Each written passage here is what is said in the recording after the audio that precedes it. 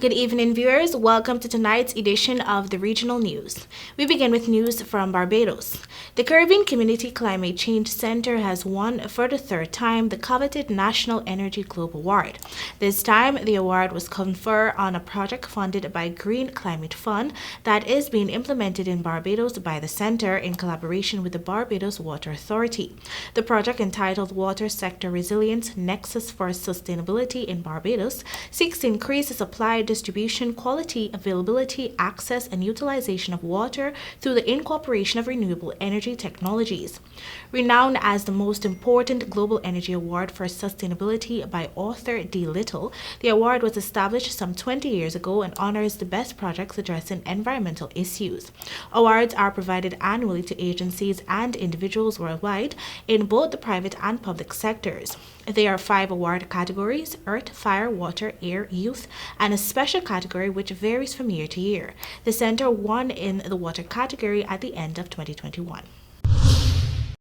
Now for news from Haiti. Haitians are bracing for more violence and instability as assassinated President Jovenel Moise's term in office has officially come to an end, but the crisis-stricken Caribbean nation appears no closer to a political transition.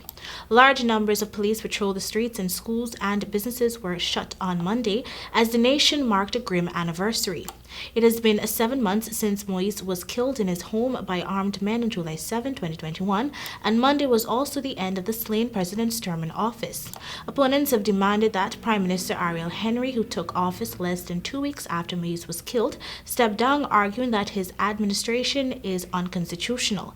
Henry has promised to create a provisional electoral council soon to pave the way for elections in Haiti, which he says will take place by the end of this year as his administration tries to improve security conditions.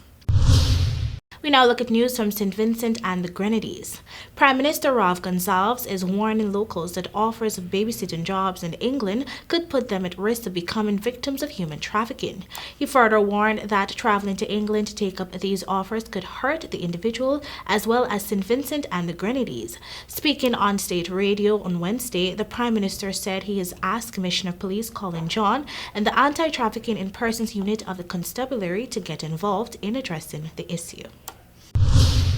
And finally, in Brazil, a popular Brazilian podcaster has been fired for saying on air that Brazil should have its own Nazi party.